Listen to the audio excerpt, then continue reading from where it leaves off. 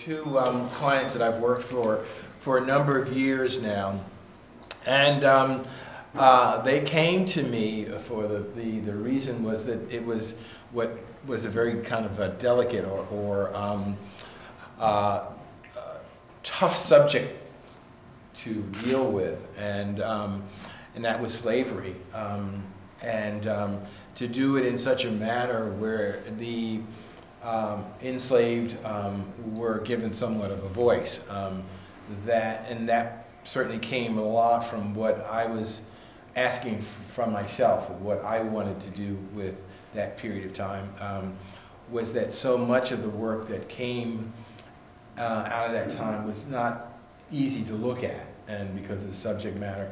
And my role was to present it in a way that one could look at it and stay with it in order to learn and have some understanding what it must have been like to be enslaved. You also have in this same room also the heroic and the piece of colonial life, and that was those slaves that did manage to break those chains and through the route of the Underground Railroad were able to find and work their way towards their own freedom. So you have that in this room as well. This wall is a wall that of images from works that I've done, which are site-specific for the National Park Service. So one of the things that is exciting me is that I have, through this exhibition, a vehicle to talk about those works that you would only see if you went on site. These are from the images that are actually reproduced life-size and silhouette, and that's why you see the white backgrounds, is because of the fact that they're silhouetted and mounted, and they're part of sort of somewhat shallow installations. This one in the African Burial Ground Interactive Center in Lower Manhattan. Those images, those four there, are represented in an exhibition that speaks to that march from Selma to Montgomery, Alabama. And those are some of the people who are represented.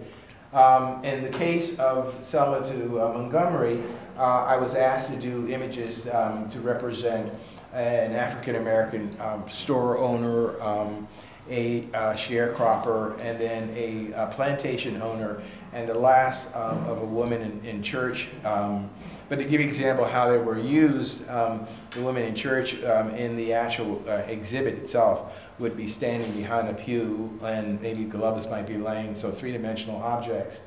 The sharecropper might be surrounded by actual bales of cotton. The African Burial Ground Interactive Center, I point this out because it's fascinating to me, is they self-stand, or they had to have a line.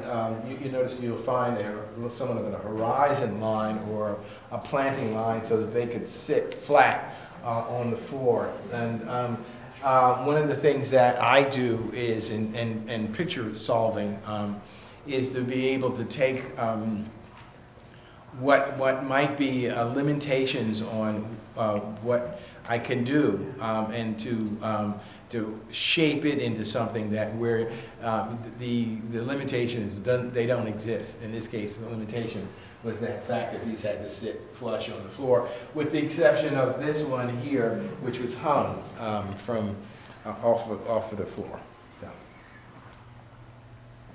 I mentioned God Bless the Child, and we talked about the wallpaper, so it might be nice to go in depth a little bit about this particular project.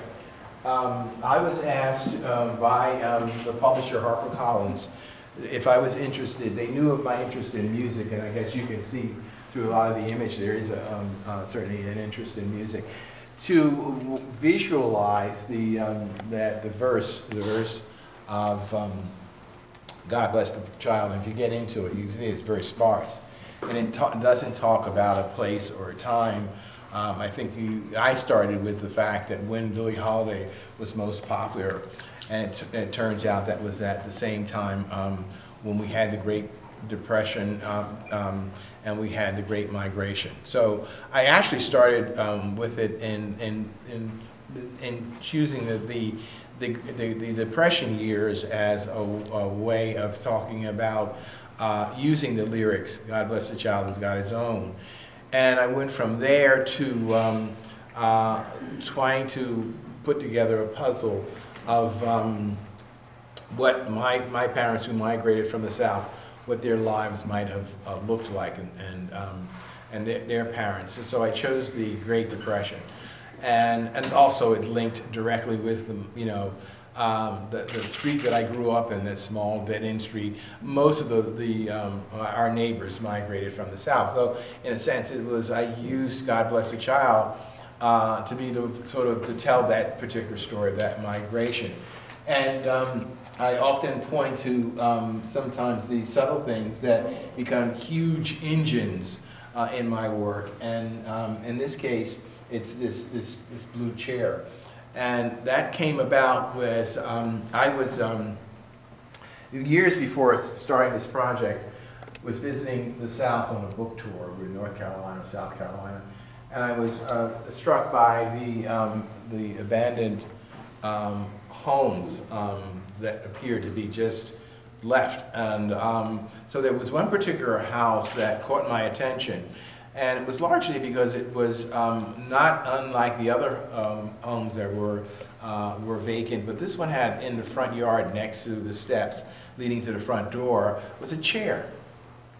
And I was fascinated by that chair, and I had a lot of questions, and which started like, and when I present to school children, and I show the actual photograph that I took, I say, okay, look at the chair. And I said, now I want you to create a story based on what you think, how that chair might have been used. Was it a dining room chair? Did they have a dining room? Did they sit around a table and quilt in this chair? So the chair became this sort of interesting engine to bring a sense of a human sense to this particular abandoned home. So, and it's the sense that you had this feeling that people just left. And when I was starting to work on this project, knowing it was going to be a Great Migration, knowing that this is where the mystery comes in. In the back of my mind, I went back to that visit to that site of the home, and I'm fairly organized, but I went back and found photographs. And this image is based on that experience and that reference point of this photograph.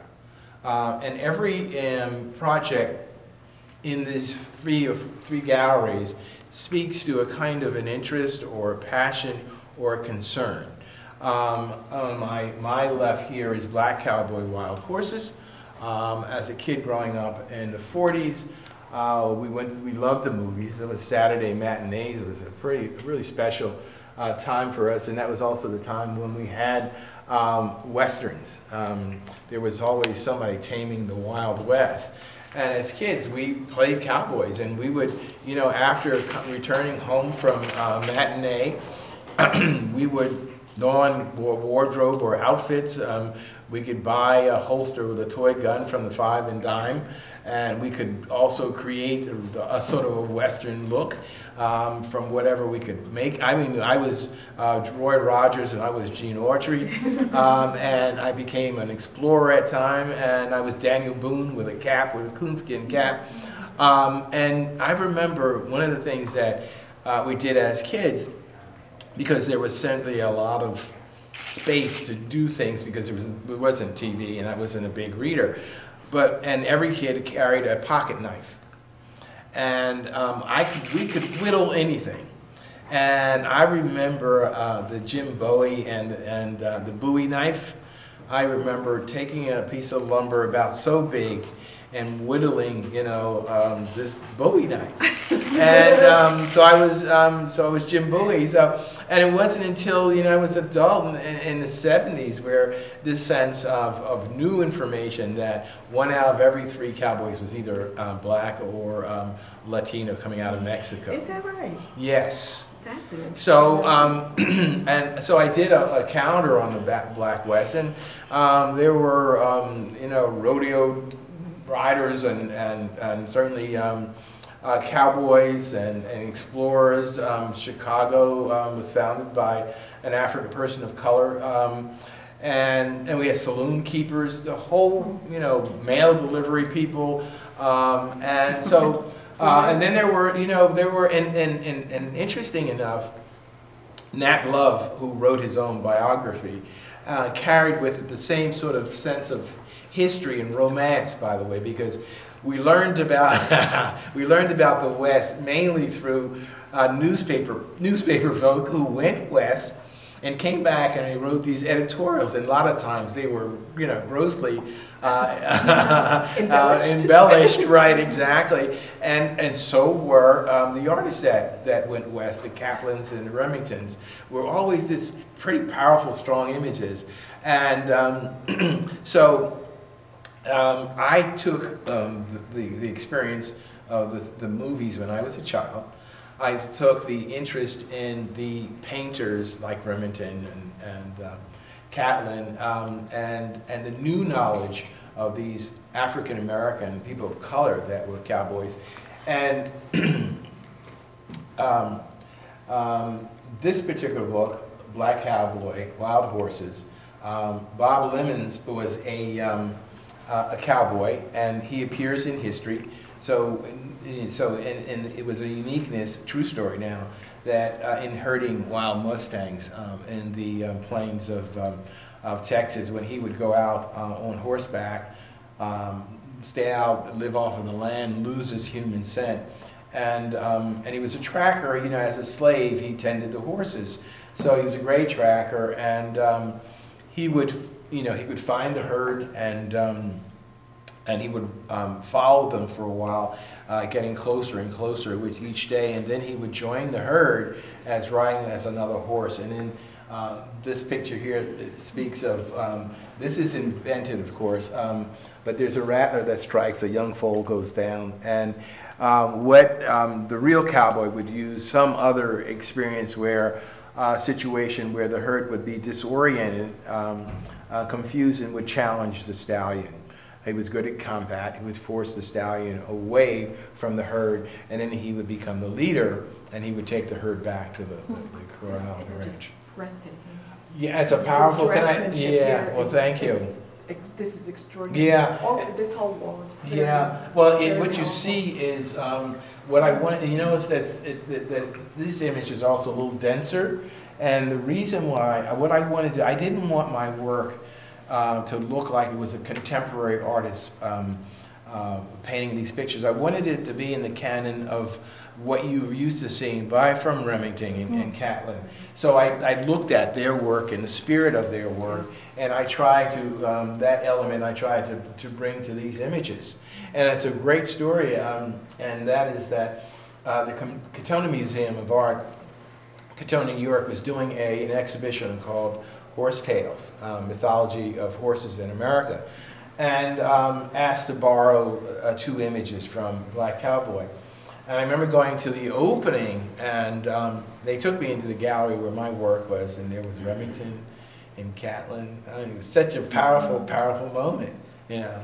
So that's, and it is, and I think you see, and you also see... The connection is there. Yeah, yeah. I can see some of the homage in the triangular perspective there and the curve of the head. Yeah, all of that. Very much reminds you, recalls those exactly, images. And that's what I was really trying to do. I was trying to place them rightfully in that canon of work that should have been created at the time. Now, Remington did do a lot on the Buffalo Soldiers, but not in the sense of the image of the cowboy.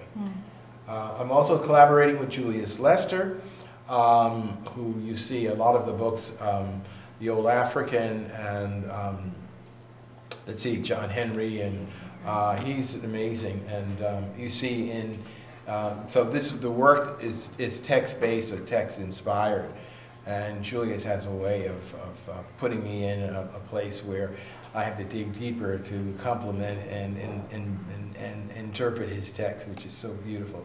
Do you work from photographs at all? I mean, you mentioned that. I do work from photographs, and I think we have on that case over there examples of the use of photo reference. It's interesting enough because, and one of the things about this room is you see the arc of how the work has developed over the years. I work with photographs today, but less dependent on the photographs than I was earlier. And a lot of that has to do with the development and the need to develop my work in a different way. Also the kind of knowledge that I've gained from using photo reference, and also the sense of wanting to leave the photograph more so I can sort of embed more life into it.